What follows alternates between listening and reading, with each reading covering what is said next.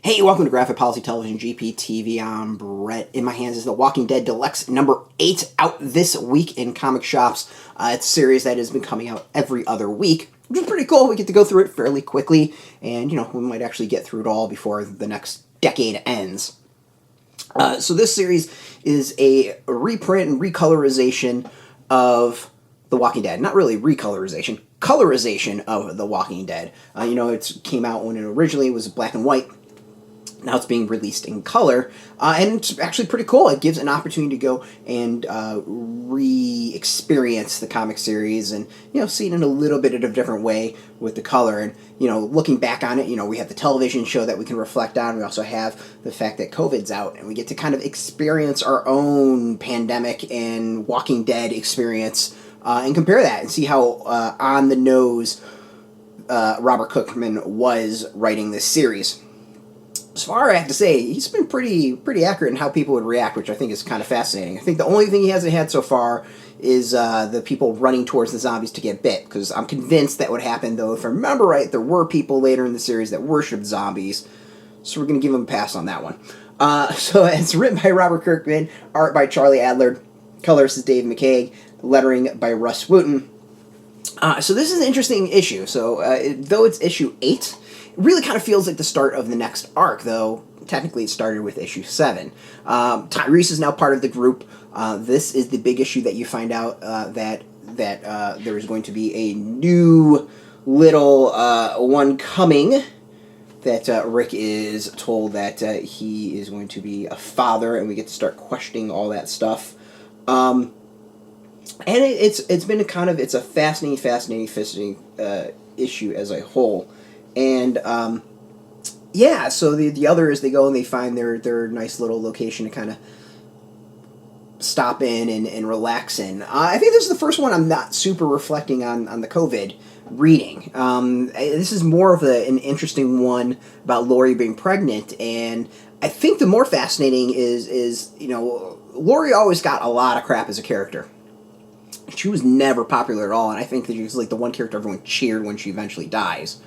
And the interesting is this series also has backup material from Kirkman with his notes and kind of thoughts, and he addresses that the fact that Laurie was just never liked, and he thinks it was part of his writing of her, that he just was a young writer and he didn't know quite how to do it.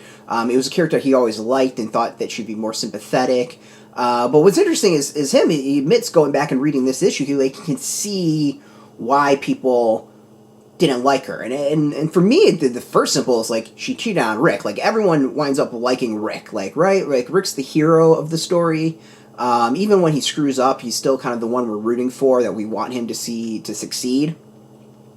And you're setting up Laurie to start is cheating on Rick with Shane. So she's immediately the villain because she cheats on Rick. She's against him. So if you're going to go in that situation of Rick or Shane, you're going to go with Rick. Shane's a dick.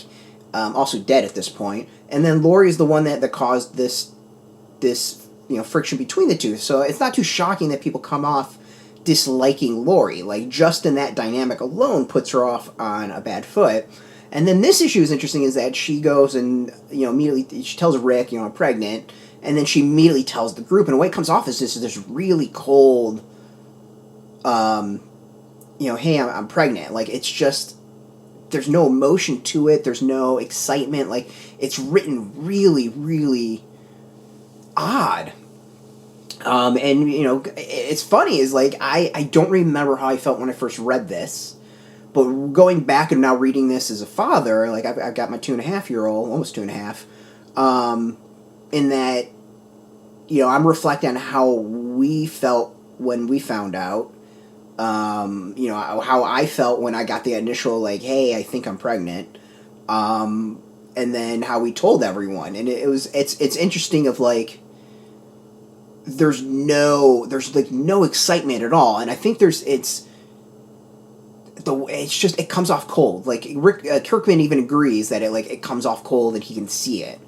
I'd be more fascinated to know if it was a more emotional, honest conversation of like, hey, we don't know how this is going to go. I'm scared shitless. Like, we don't have doctors, we don't have the medical equipment we need, blah, blah. Like, you go through that. And if it was more kind of like an honest, heartfelt conversation, like, maybe people wouldn't have disliked Laurie as much. Like, that could have been a possibility. The things that I forget is Dale talking to Rick about it, being like, listen, this could be Shane's, and like Rick expressing him like, I know that this is a possibility. That I don't remember at all, and I also don't remember like Dale hooking up at all. Like, good rocking on him. So this is, I think, is a really interesting issue. It's like, I think this is the one that really kind of starts getting the groove of the series, and you really get a good sense as to this is what the series is about. Like, it's not about the zombies. It's about this group of survivors. They're dynamic, and where things go from there. Like, how do they move on in this situation? How do they interact, and how do they deal with the jacked up dynamics that this has created? And I think that really, to me, is the heart of the series. That's really the series as a whole, right? Like, it's not about the zombies. It's not just a zombie killing story. It's about these people who live in this world. I mean, you could have replaced zombies with COVID or whatever else, like some other disease, and it would have still worked.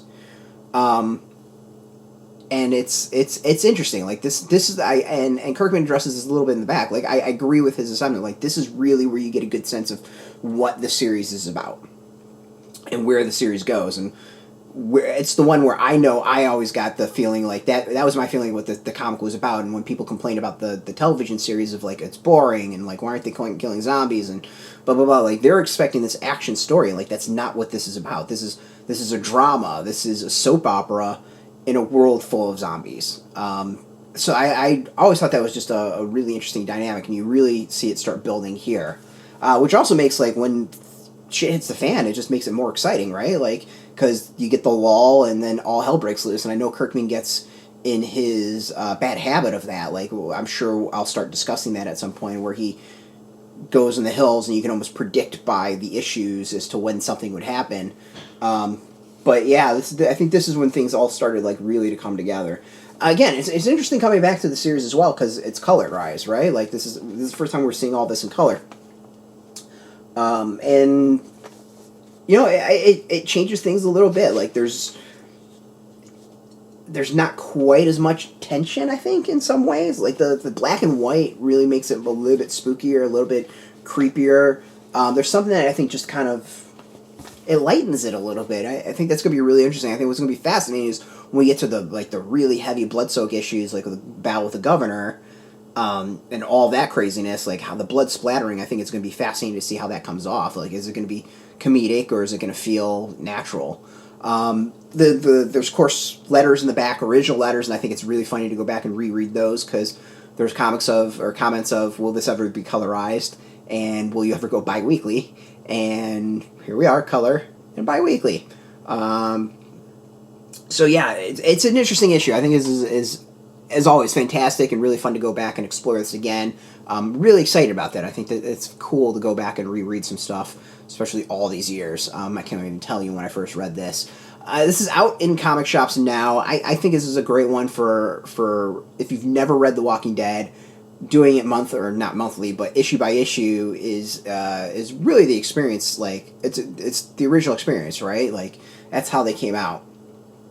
So it's fun to go back and read it that way. And then the extra material, you get the letter pages, and then you get the extra notes and all that, which I don't think are going to be reprinted beyond this. I think it's really, really neat as well.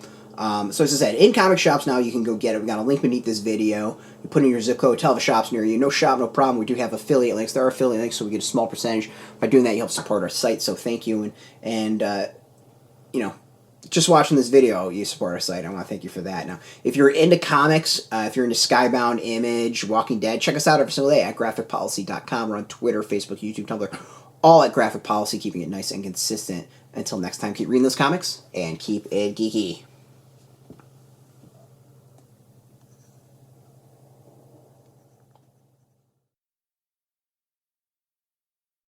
Hey, thanks for watching the previous video from Graphic Policy Television. Just by watching, you help support our site. Thank you so much. Now, if you're watching these videos, you probably care about geeky things like movies, television, comic books, toys, games, video games, you name it. You can go and subscribe right now to our YouTube channel to stay in touch and catch all the new videos, or check out our website at graphicpolicy.com. There's a nice link on this end of the video. But as always, thank you for watching. Keep on rocking and keep it geeky.